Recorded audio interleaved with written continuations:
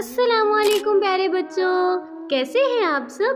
امید کرتی ہوں کہ آپ سب بہت اچھے ہوں گے اور اچھے کام کر رہے ہوں گے۔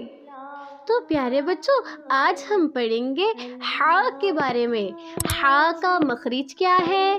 ہا کو ادا کیسے کرتے ہیں؟ ہا کے اوپر جب کوئی حرکت آ جائے تب اس کو کیسے ادا کیا جاتا ہے؟ اور ہا کون سے حروف میں سے ہے؟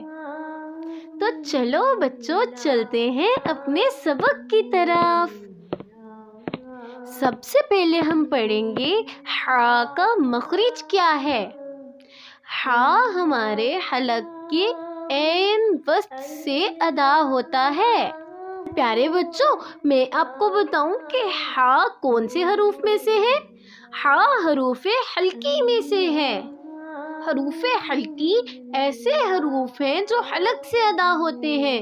ٹھیک ہے پیارے بچوں، اب میں آپ کو بتاتی ہوں کہ ہا کے اوپر جب کوئی حرکت آ جائے تب ہم اس کو کیسے پڑھتے ہیں۔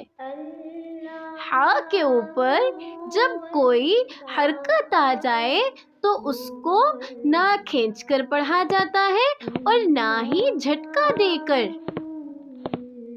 ہا کو مناسب انداز سے ادا کیا جاتا ہے، جیسے ہا زبر ہا، ہا زیر ہی، ہا پیش ہو، ہا ہی ہو۔ ٹھیک ہے پیارے بچوں، اب میں آپ کو بتاتی ہوں کہ ہا کے بعد اگر الف مدہ آ جائے تو ہم نے اس کو کیسے پڑھنا ہے۔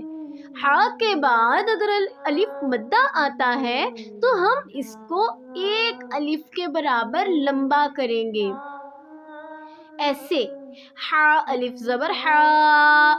ٹھیک ہے پیارے بچوں، تو پیارے بچوں مجھے دے اجازت اور اپنا بہت خیال رکھیے گا۔ اللہ حافظ۔